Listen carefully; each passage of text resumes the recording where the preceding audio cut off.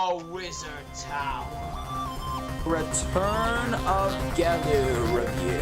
Nice wolf armor, by the way. Hey! Lion Hero. He is going to be a special guest in this Terraria series. Greetings, comrades. This is Idiot Gelu. Here with yet another Bionicle review. It's been quite a long time since we've done a Bionicle review, and this is Hydraxon, one of my favorite of the Titans. So first up, for backstory.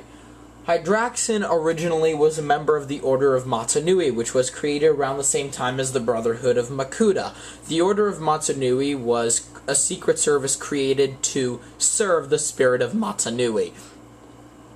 Hydraxon trained the Toa Mata and later became the Guardian of the Pit, which is a prison deep under the surface of the ocean. I forget what the name of the ocean is, that had the most dangerous beings in the universe.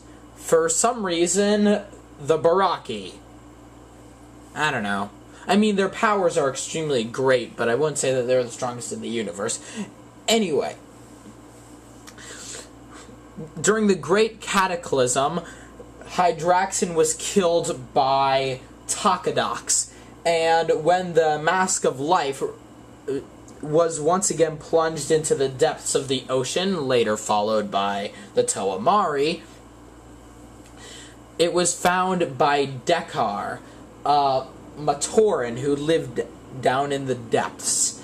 The Mask of Life transformed him into a guardian that was fit to protect the Mask of Life. Namely, it transformed him into a recreation of Hydraxon, which is the only Hydraxon that we ever see.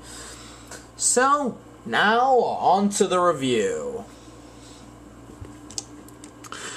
First up, Hydraxon has weapons. He has the Kordak Blaster, which is the main ranged weapon used by all the undersea Toa. He also has these giant Wolverine-like claws, except not as straight, but they look pretty darn epic. Also, unlike most Bionicles, he actually has hands with movable fingers, albeit they don't function that well, but it is still a really cool feature to have on a Bionicle. Now, the main problem with him as a Titan is, like Gedunka, he has to crouch all the time because of these things. You could just, undo them, so he could stand up regularly. And then he is much more massive. Hold on, I'm going to have to lift up the camera. Pretty cool. Then in the back he has even more razor blades, as well as these two, which generally look like horns from the front view. And also oxygen tubes, like all the other Toa, in order for them to breathe underwater, most likely. Now, away from his model, we have this model shares a lot of pieces from the Ignika and obviously from the Mari series. So far as I know, there aren't too many pieces apart from the standard that are really shared by previous Bionicles. Now we also are going to look at his mask. His mask is connected by the tubes, giving it a really nice look. My one problem with the mask is that it looks so plain, and generally what adds to the mask's appearance is the spikes that that you can put behind it. Next up, his color. It's been a long time since I've done a Bionicle review, so I hope I'm not skipping anything. He's black and gray, which it gives him a really nice look. The one problem is, and this is a problem that I generally had when I was reading the comics, because I didn't have a full understanding, just because of his outward intimidating appearance and also the general like silver and black, which is like common with guys like Makuta Pterodax, I thought he was evil. Obviously, he wasn't. But that was when I was younger, so he gives kind of a very confusing impression. Though he does have a very good color scheme, it just doesn't really fit him. However, I can't really think of an alternative that will work better unless you, say, wanted it to be black and gold like Matanui. But then that would probably also give the wrong impression, and then you might think, oh, he's Matanui! So, yeah.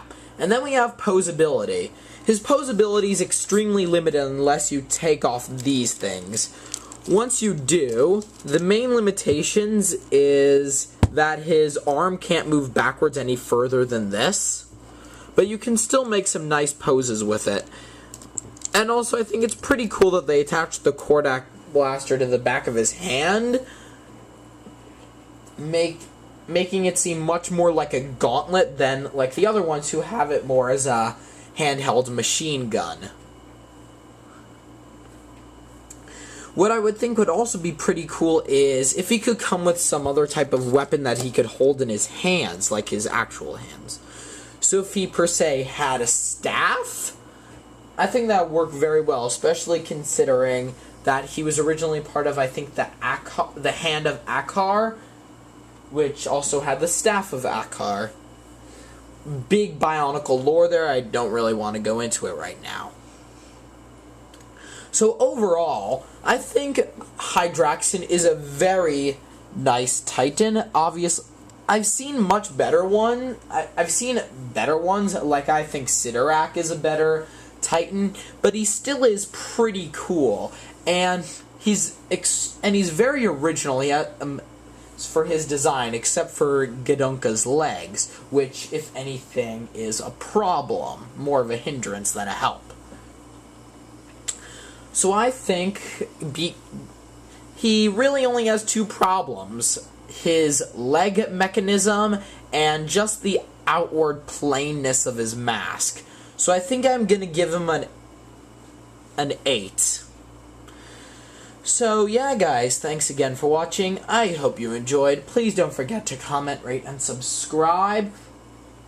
Also, I've been requested to do a Danian deck, a Danian composter deck, on one of my chaotic videos, which has been very long awaited for me, but I'm gonna get back into that on the next review, which is going to be on said deck.